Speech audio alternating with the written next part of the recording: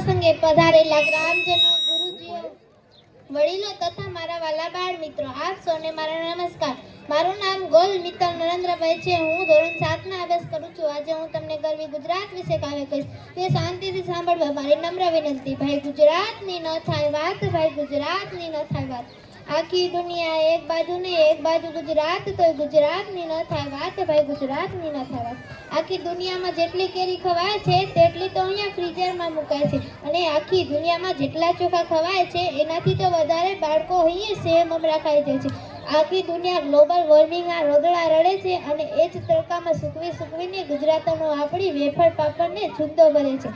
અહીં રામની થાય છે વાતો અને કૃષ્ણ કરે છે રાજ. અહીં રામની થાય છે વાતો અને કૃષ્ણ કરે છે રાજ.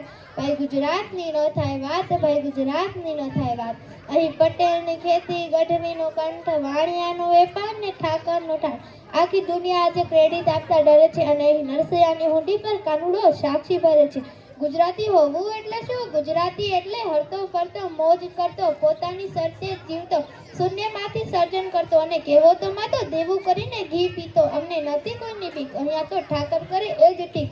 અમે કેટલી ગુજરાતની વાત નિરાલી છે. અહીંની બોલીમાં રણકો છે, અહીંની હવા ખુમારી છે. બસ ગુજરાતની વાત નિરાલી છે. અમે ગર્વથી ગુજરાતી, અમે હરખથી ગુજરાતી, ટણીથી નહીં પણ ટસનથી ગુજરાતી. બસ અમારે તો એક જ ધૂન અને એક જ રાગ, અમારા માટે તો સૌથી પહેલું ગુજરાત. મારું આ કાવ્ય શાંતિથી સાંભળવા તમારો ખૂબ ખૂબ આભાર. અસ્તુ જય હિન્દ જય ભારત. ખૂબ સરસ.